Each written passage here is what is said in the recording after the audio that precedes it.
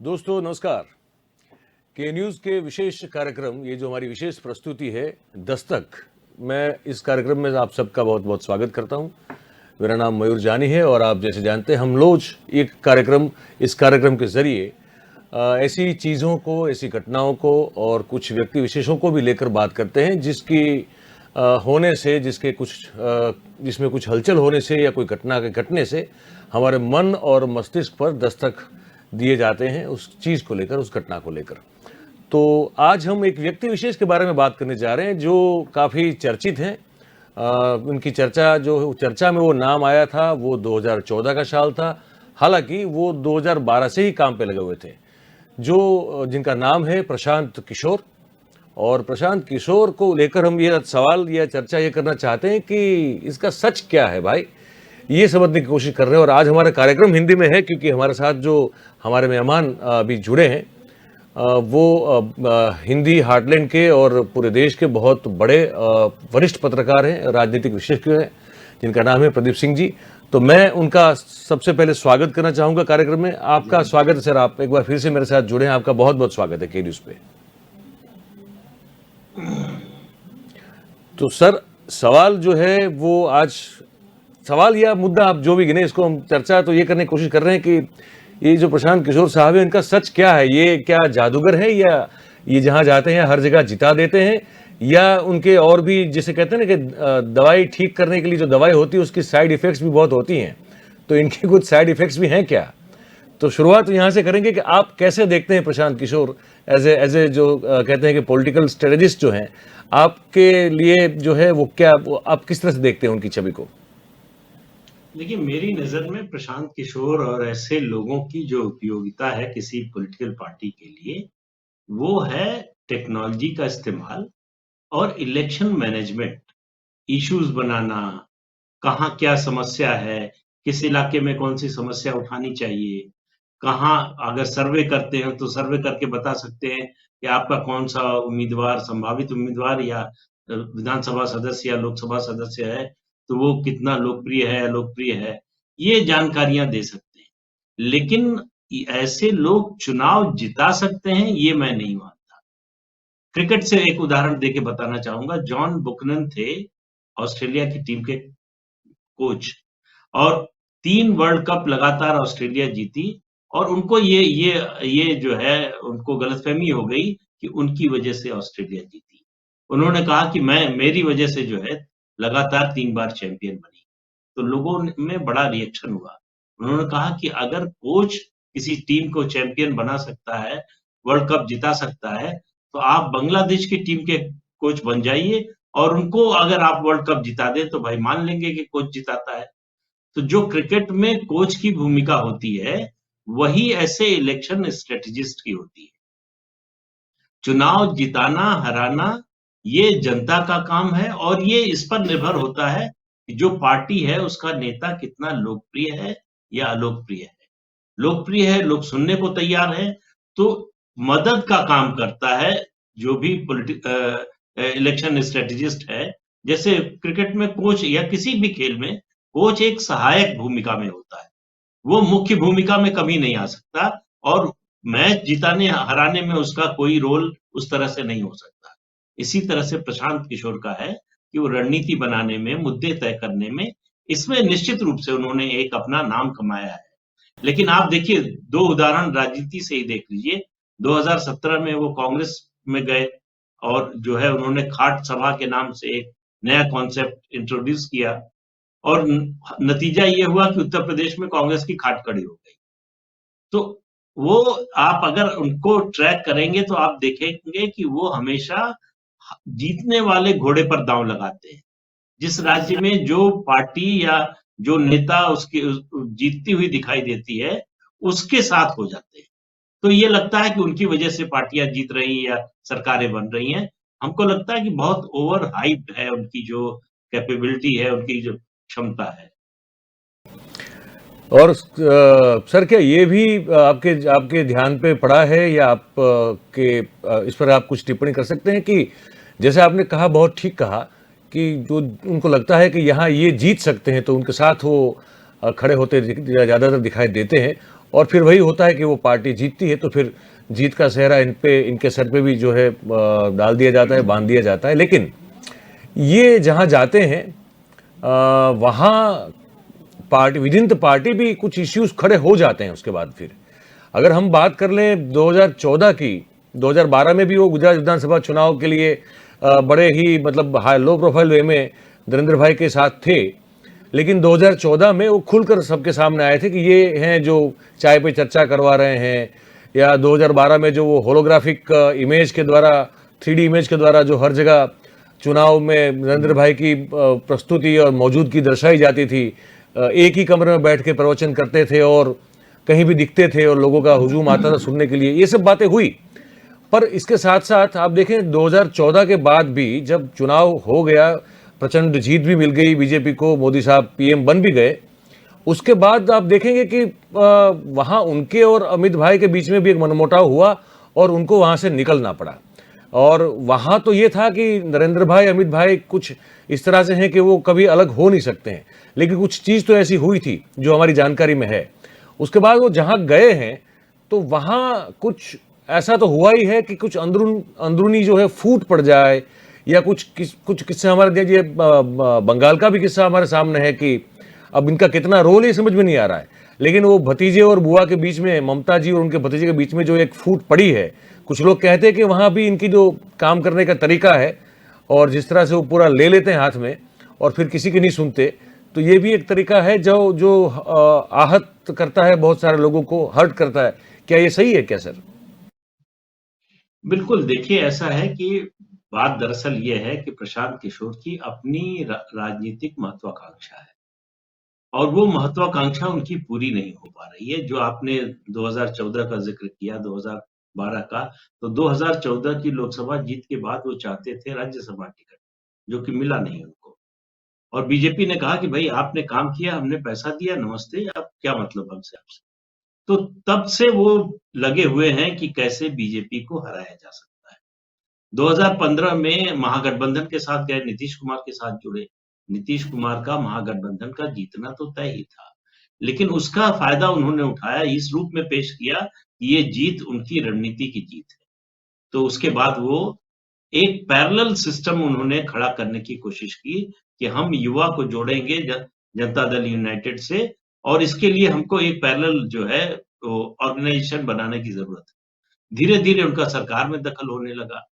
फिर उनको उस वो जो उनका प्रोजेक्ट है, वो उसको जो है खत्म कर दिया नीतीश कुमार ने।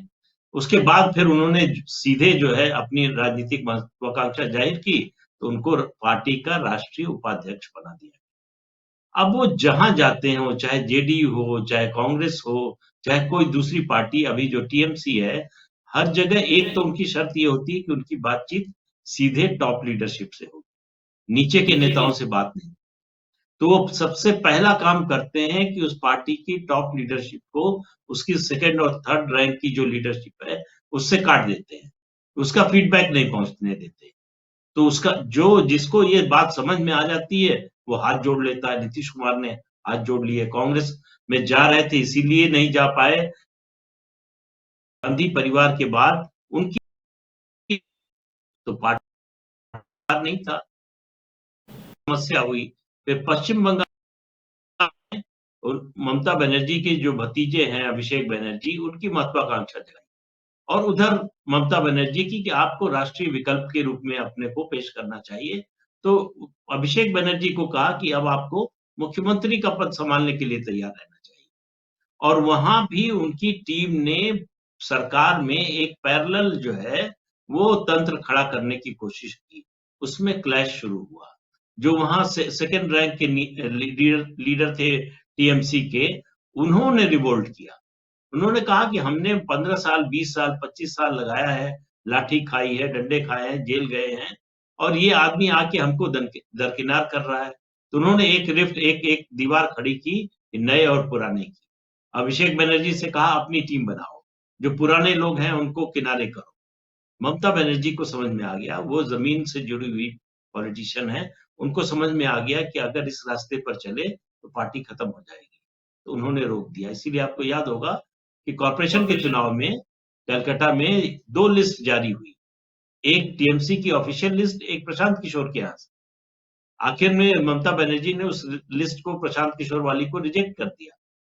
तो कुल मिलाकर उनका जो काम करने का तरीका है, वो कहीं उनको ज़्यादा देर तक टिकने नहीं देता। इसलिए आप देखेंगे वो प्रोजेक्ट दर प्रोजेक्ट काम करते हैं। यहाँ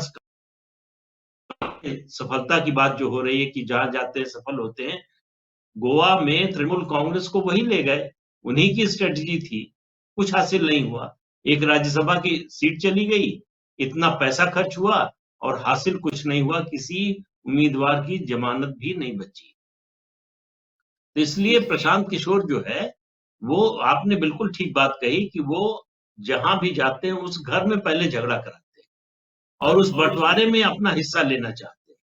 अभी तक सफल नहीं हो पाए। अभी तक सफल नहीं हुए, क्योंकि ये देखिए कि आम आदमी पार्टी ने भी एक बार उनसे मदद तो ली थी, पर केजरीवाल इतने शार्प पॉलिटिशियन है कि उसके बाद मतलब कहीं आसपास दिखते भी नहीं उनके वो। ना पवार साहब ने कभी, पवार साहब के बारे में तो ये माना जाता है ना सर कि पवार साहब तो मतलब नरेंद्र भाई भी अनेकों बार बोल चुके हैं कि अगर भारत की राजनीति का रुख किस तरफ मुड़ने वाला है, अगर ये समझना हो तो आपको पवार साहब को ऑब्जर्व करना पड़ेगा। अब शरद पवार जैसे पॉलिटिशियन जो है, वो कभी प्रशांत किशोर के बारे में बात करते हुए भी सुना नहीं देते आज तक कभी, ना कभी आप केजरीवाल को देखते उनके बारे में बात करते हुए। भाई, शरद पवार जैसे पॉलिटिशियन की जेब में 15-20 प्रशांत किशोर हर समय रहते हैं। तो वो जितनी उम्र होगी उससे थोड़े ही कम साल होंगे जब से शरद पवार राजनीति कर रहे हैं। सबसे युवा मुख्यमंत्री महाराष्ट्र के, वहां से जो है, जो अपने गुरु के साथ ऐसा करके जो है वो मुख्यमंत्री बन सकता है पार्टी तोड़कर, उसकी क्षमता का, राजनीतिक क्षमता का आप अंदाजा लगा सकते हैं। तो प्रशांत किशोर जो चुनावी रणनीति या राजनीतिक रणनीति सीखने की जरूरत शरद पवार को नहीं है। जो लोग नए हैं उनको जरूर है। और अरविंद केजरीवाल का अपने केजरीवाल बहुत ही चालाक किस्म के पॉलिटिशियन में आ जाता है, इसका कितनी देर तक उतना ही उसका इस्तेमाल छोड़ देते हैं। प्रशांत किशोर, उससे पहले यशवंत सिन्हा का भी उन्होंने इस्तेमाल किया। बिल्कुल बिल्कुल। तो केजरीवाल है, जानते हैं कोई तेज और जो इस तरह का व्यक्ति मेरे पास न रहे। जब उन्होंने प्रशांत भूषण को नहीं रहने दिया, योगेंद्र यादव को नहीं रहने दिया, और जो उनके साथी थे आंदोलन के समय के शुरू के, उन सबको बाहर कर दिया, तो प्रशांत किशोर को कैसे आने देंगे?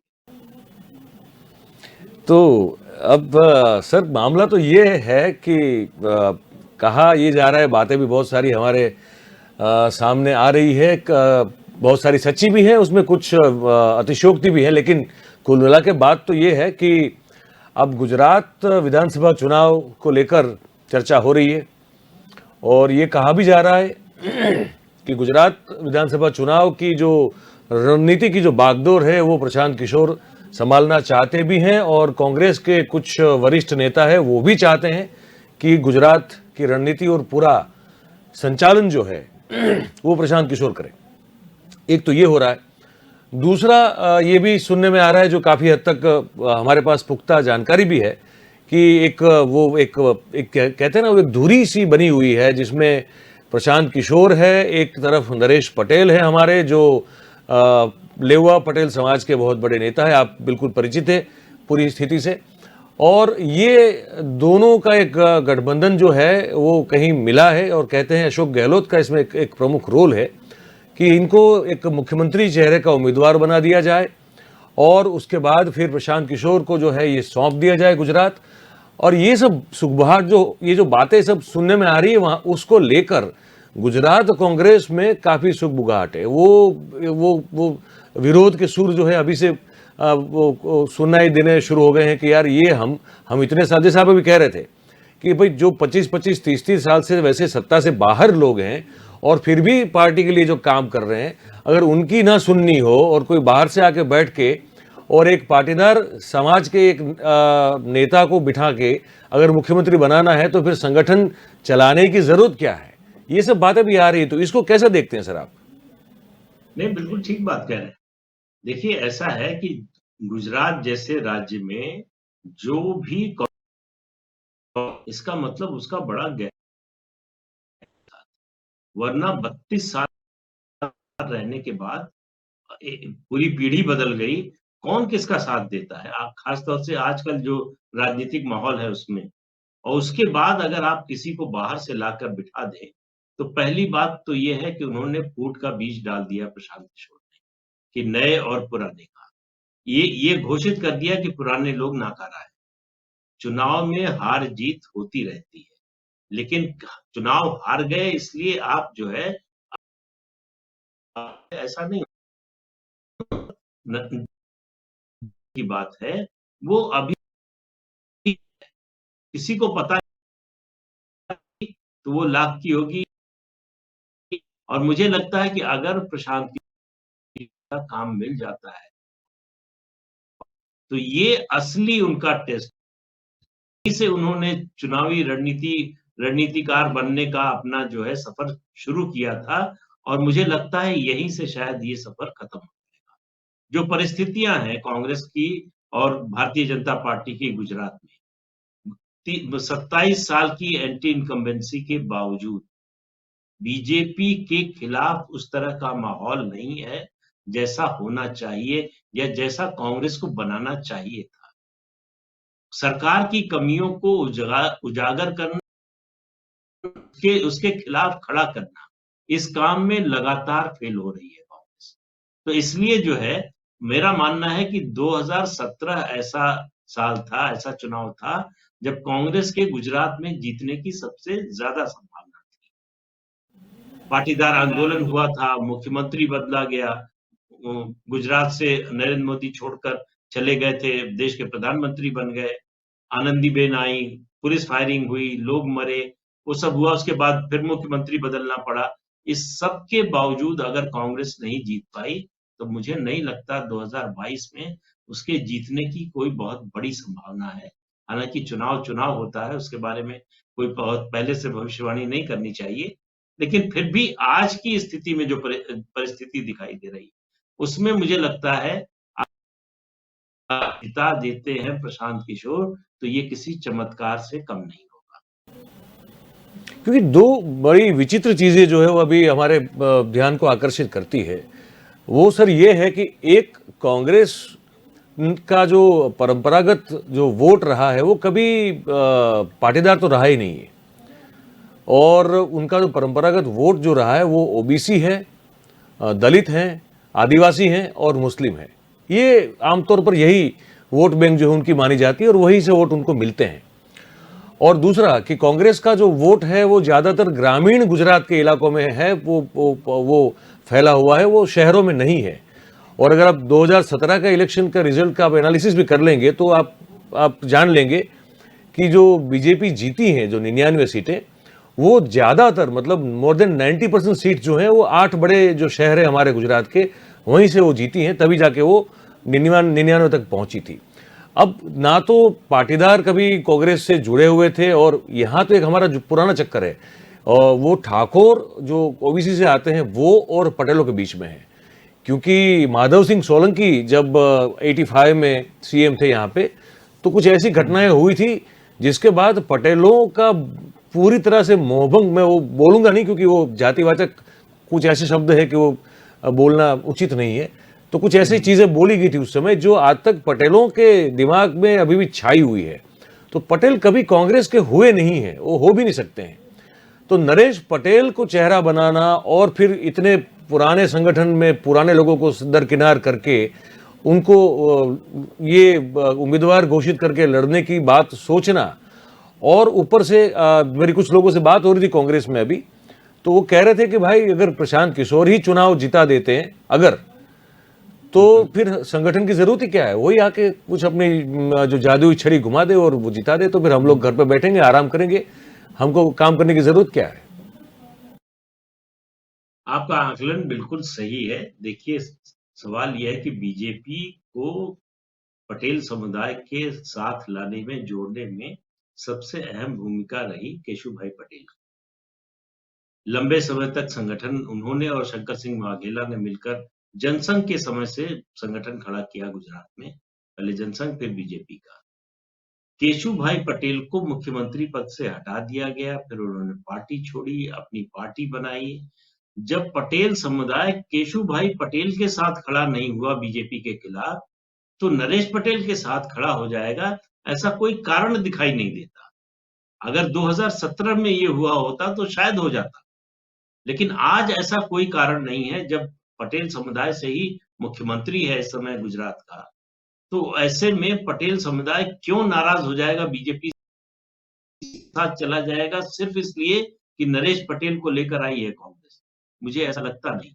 देखिए, ऐसी चीजें अगर होनी हो, साल 3 साल 4 साल का समय चाहिए होता है। मुझे ये बात जानी चाहिए।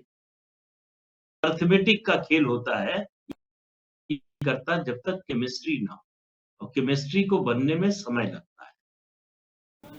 इनको आज से 2 साल 3 साल पहले या के बाद ले आए और उसके बाद उनको पूरे संगठन उस हिसाब से खड़ा किया जाता, तब एक संभावना की बात हो सकती है।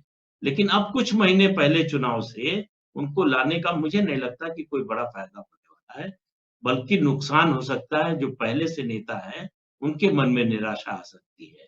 वो हताश हो सकते हैं कि भाई इतने साल से इतनी तपस्या का हमको ये फल मिला है कि कोई बाहर से आया और हमारे ऊपर आकर बैठ गया।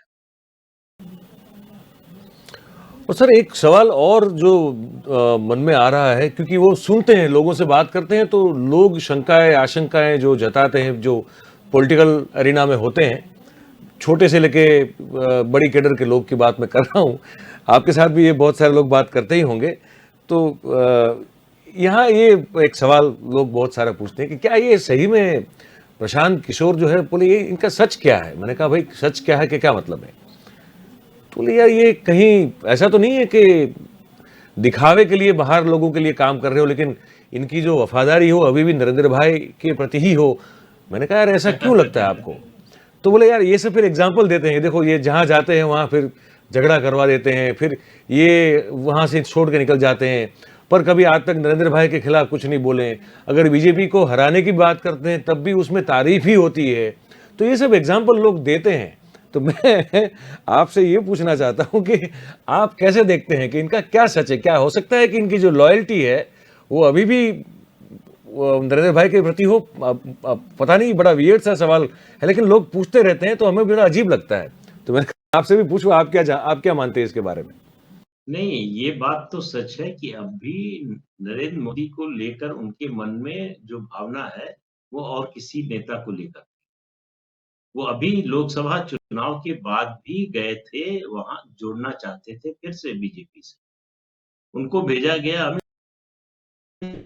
अमित शाह ने पूछा काम क्या करेंगे? वो बात बनी नहीं। वो जो पहले वाली स्थिति चाहते थे वो बीजेपी देने को तैयार नहीं। अब बीजेपी किसी इलेक्शन स्ट्रेटेजिस्ट को इतनी हाइप देने को तैयार नहीं है। आप बताइए कि किस एरिया में क्या कितना काम कर सकते हैं, उसका प्रोजेक्ट दीजिए, प्रेजेंटेशन दीजिए, उसका बताइए कि कितना फीस चार्ज करेंगे, वो काम कीजिए, फीस लीजिए और जाइए। तो ये जो राजनीतिक महत्वाकांक्षा को लेकर इस फील्ड में लोग आ रहे हैं, उनके लिए बहुत आसान नहीं है। ये प्रशांत किशोर उसका उदाहरण है। और ये जो आप बात कह रहे हैं कि कहा जा रहा है कि मिले हुए, ये बहुत से लोग कहते हैं। लोगों का कहना है कि प्रशांत किशोर दरअसल अपोजिशन कैंप में बीजेपी का मोल है। तो वही बता सकते, ये बात सही है। वैसा विरोध नहीं है जैसा विपक्ष के नेताओं की या पार्टियों की है।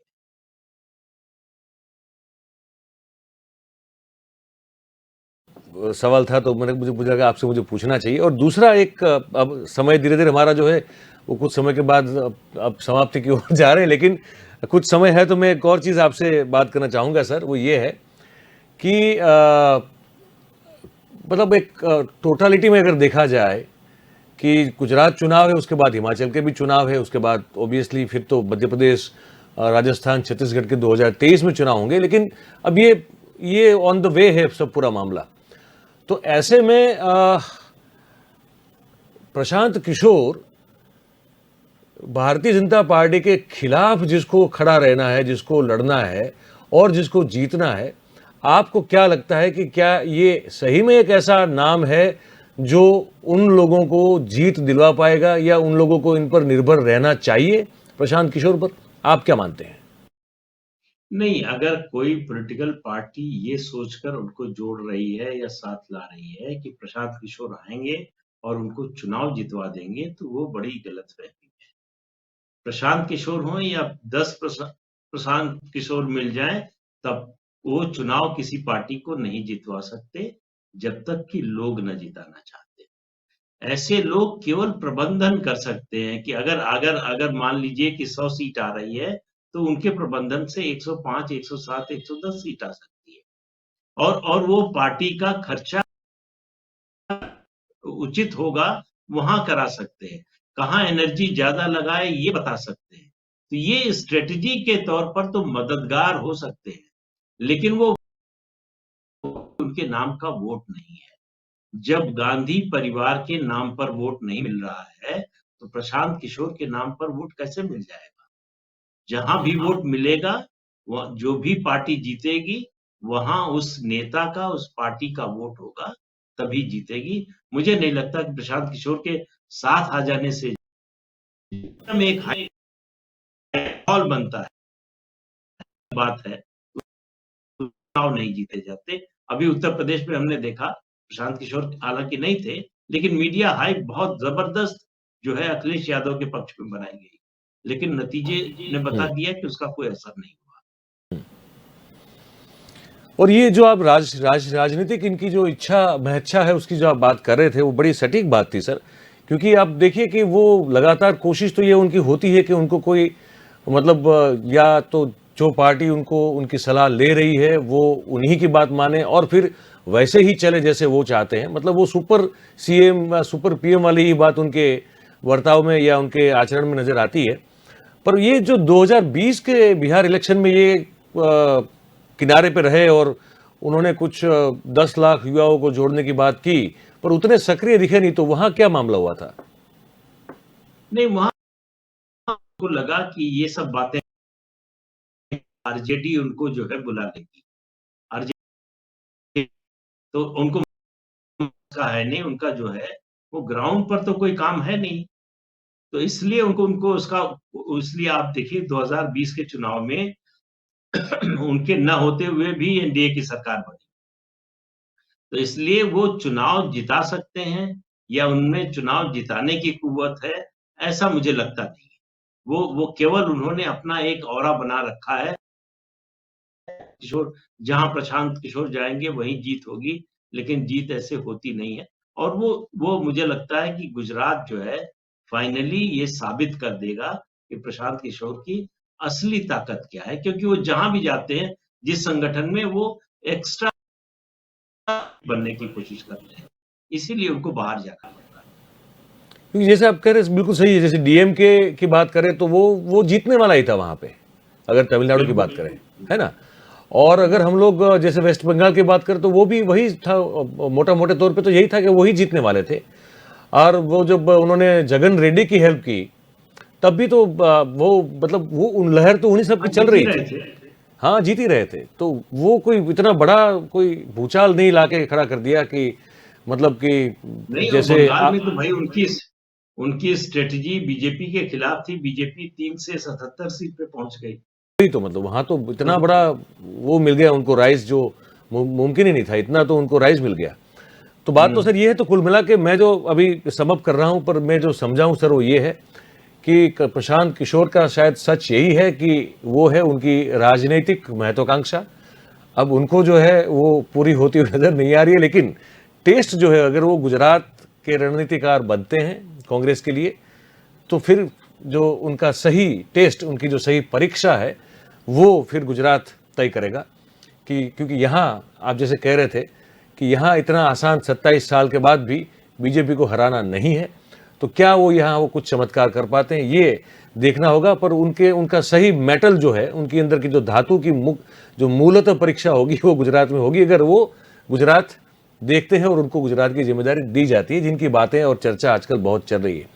तो सर, आपका बहुत बहुत धन्यवाद, आपने समय निकाला। बहुत शॉर्ट नोटिस में मैंने आपको कहा था और आप आए, आपने समय निकाला। थैंक यू वेरी मच, बहुत बहुत आभार, बहुत बहुत शुक्रिया सर। और दोस्तों, ये कार्यक्रम आज हमारा यहीं समाप्त होता है। आप हमारे साथ जुड़े, आपका बहुत बहुत धन्यवाद। फिर मिलेंगे। Thank you very much. नमस्कार।